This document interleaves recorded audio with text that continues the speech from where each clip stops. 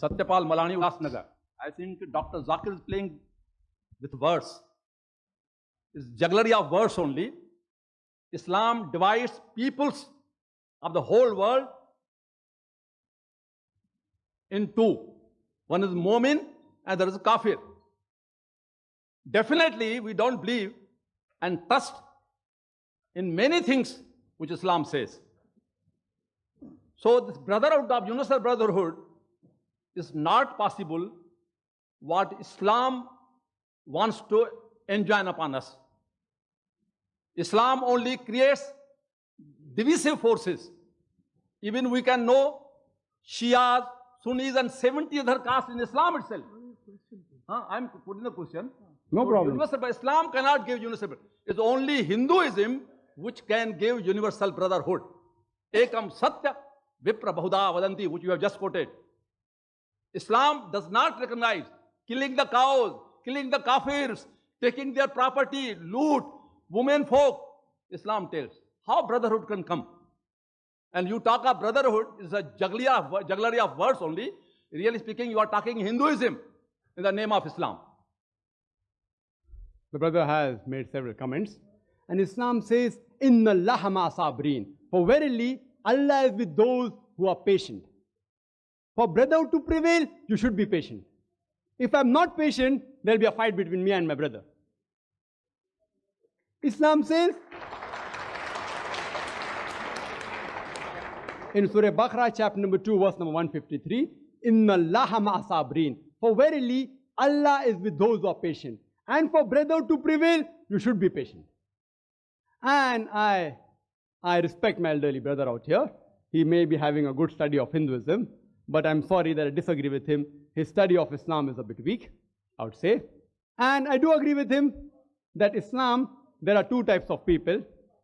One is a believer, Mu'min, and the other, he said, is a kafir according to him. In every religion, there are two types of people. Even in Hinduism, a Hindu and a non-Hindu. In Christianity, Christian and non-Christian. In Judaism, a Jew and a non-Jew. In Islam, a Muslim and non-Muslim. So where does Islam differ? And I'm not here to criticize Hinduism. I'm not here to criticize Hinduism. But since you are a learned speaker, I would like to speak on Hinduism because I am a student of comparative studies. I've read the Vedas, I've read the Upanishads. But if just for a small comment, according to the Vedas, it mentioned that the humankind has been created from four parts of Almighty God. From the head, it is the Brahmin. From the chest is the Kshatriyas. From the thigh is the Vaishyas, the business class. And from the feet is the Shudra, caste system. I'm not here to comment on these, brother. I wouldn't like to. I wouldn't like to hurt the feelings of my Hindu brother. Islam doesn't agree with that. I didn't comment on those things. I didn't criticize any religion. I didn't criticize any religion. I didn't say that this religion is wrong. But you, if you know your Veda very well, you should testify to the audience. Doesn't the Veda say that from the head you have the Brahmins, from the chest you have the Kshatriya, from the thighs you have the Vaishya, the business class, learned class, warrior class, business class, Shudras. The Shudras are supposed to be downtrodden. And there are books written by Dr. Ambedkar. I don't want to go into the details, brother. Hinduism, I have learned very well. I respect many aspects of Hinduism. Certain aspects, I don't agree. I have to say because they have forced me to say. Quran says in Surah Anam, chapter 6, verse 108, revile not those who worship God besides Allah, lest in their ignorance they will revile Allah subhanahu wa ta'ala. What I spoke is the positive aspect of Hinduism. That is, they believe in the concept of one God. Regarding a question that, the Muslims, they keep on killing people, they keep on killing cow, you said, correct? You said that. See, every allegation requires an answer. So time doesn't permit. I'll just pick up a few. Any other, you can come next and ask. I'm here to clarify the misconception. It's my pleasure. Only if I clarify the misconception will the person understand Islam better. Therefore, in our sessions, we always have a question and session. And we welcome. When anyone criticizes us, I love it. Or more a person criticizes and more is logically convinced, will he understand Islam better? That's what I do. Islam said, spread the message of truth with hikmah. The Quran says in Surah Nahl, chapter 16, verse 125, Udu ila sabili rabbika bil hikmah, wal ma'zitil hasna, wajadalum billati ahsan. That is, invite all to the way of thy Lord with wisdom and beautiful preaching, and argue with them, and reason with them in the ways that are best and most gracious. Regarding the concept of can we have non-veg, talking about killing cows, etc. And there are many non-Muslims who say, you know, you Muslims, you all are ruthless people, you all kill animals. Just for your information, brother, a Muslim can be a very good Muslim even by being a pure vegetarian. It's not compulsory that he should have non-veg to be a good Muslim. But since the Quran says in several places, you can have the cattle, why we shouldn't have? The Quran says in Surah Ma'idah, chapter number 5, verse number 1, it says that, Ya ayyuhalladhina amanu, O you believe, fulfill all your obligations, and lawful for you are all four-footed animal with the exception named. Quran says in Surah Nahl, chapter number 16, verse number 5, that Allah has created for you cattle, which are His signs. From it you derive warmth, and there are various benefits in it, and of the meat you can eat. Quran repeats this in Surah Mu'minun, chapter 23, verse 21. You can eat the meat of the cattle. You know, in non-veg, there are doctors available here, even I'm a medical doctor. It's rich in protein. It's rich in iron. And it's very nutritious. In the other food, the level of protein which you get in non-veg, you cannot get in any other vegetarian food. Soya bean, which is supposed to be the best form of protein in vegetable, it comes nowhere close to the non-veg protein.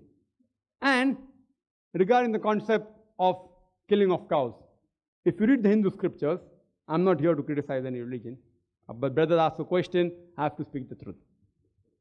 It permits a person to have non-veg. If you read the Hindu scriptures, the sages and sons, they had non-veg. They even had beef.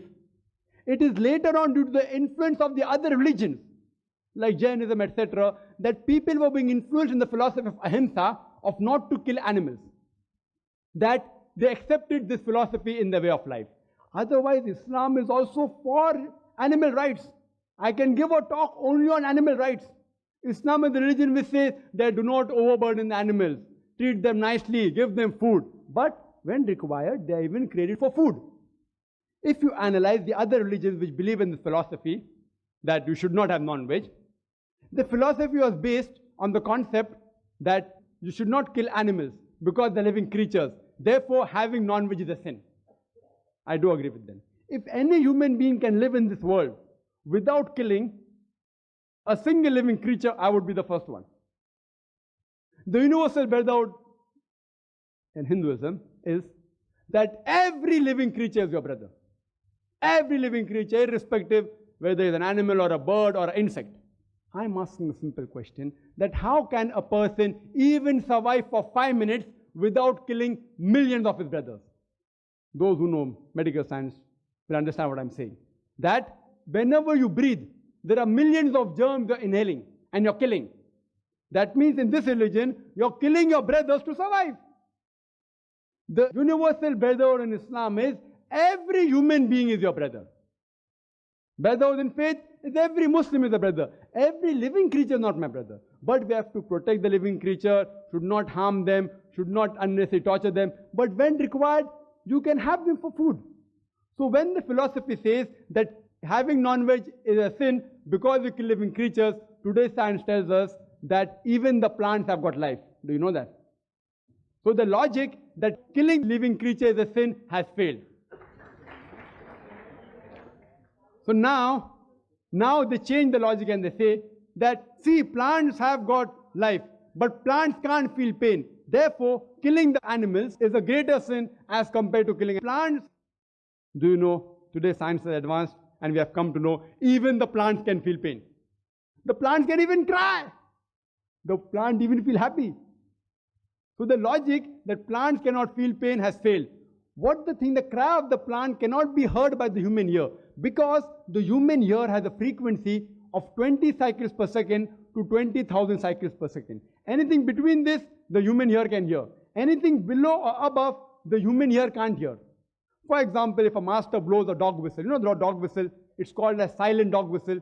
It blows the whistle, which has a frequency of above 20,000 cycles and below 40,000 cycles per second. The dog can hear up to 40,000 cycles per second. So when the master blows the whistle, the dog hears the whistle, but the human being don't hear. It's called as the silent dog whistle. Similarly, the cry giving out the plant cannot be heard by the human being, but they also cry. They also feel pain. There was a brother of ours who argued with Maximum, and he told me that, Brother Zakir, I agree with you that the plants have got life, they can feel pain, but you know, the plants have got 2 senses less. They only have 3 senses. The animals have got 5 senses. Therefore, killing an animal is a greater sin as compared to killing a plant. So I told him, brother, suppose you have a younger brother who is born deaf and dumb, 2 senses less. After he grows up, if someone goes and kills him, will you tell the judge, oh my Lord, give the murderer less punishment because my brother had 2 senses less? Will you say that? You will say, may Lord give him double punishment because he killed a person who was innocent. So in Islam, the logic doesn't work like that, 2 senses or 3 senses. Islam says in Surah Baqarah chapter 2 verse 168, eat of the good things that we have provided for you. That means whatever is good and lawful, you can have. And that's the reason if you analyze the cattle in the world, Allah subhanahu wa ta'ala has His way, Almighty God. The reproduction of the cattle is very fast as compared to reproduction of the other animals and the human beings. They reproduce very fast. If I agree with you that no human being should have any cattle, then we will have overpopulation of cattle in the world. And regarding killing of cows, there's a book written by Maulana Abdul Karim Parekh, Gau Hatya, cow slaughter, who is to blame? And you analyze the people that deal in leather of cows, more non-Muslim than Muslims. Leather, the Jains, they deal in that. So the people who are responsible to benefit from the cow slaughter are not the Muslims, the more of them are non-Muslims. So if you know history well, and if you know logic also well, you'll understand that Allah says, eat of the good things we have provided for you. If you can have, there's no problem. And besides that, if you analyze the set of teeth of the herbivorous animal, the cow, the goat, the sheep, they only have vegetables. They have a flat set of teeth. If you analyze the set of teeth of the carnivorous animal, the lion, the tiger, the leopard, they have got sharp pointed teeth. They can only have non-veg. If you analyze the set of teeth of the human beings, if you go in the mirror and look at your teeth, we have pointed teeth as well as flat teeth. If Almighty God wanted us to have only vegetables, why did He give us this pointed teeth? For what? To have non-veg. If you analyze the digestive system of the herbivorous animal, the cow, the goat, the sheep, they have digestive system which can only digest vegetables. The digestive system of the carnivorous animal, the lion, the tiger, the leopard, they can only digest non-veg. The digestive system of the human being can digest both non-veg and veg. If Almighty God wanted us to have only vegetables, why did He give us a digestive system that can digest both veg and non-veg? So scientifically, if you analyze, Almighty God wanted us to have both veg as well as non-veg. Hope that answers the question. If you have any queries, any other misconception, brother, it's my pleasure to reply. One misconception at a time so that I can do justice to each of the misconceptions. Thank you, brother.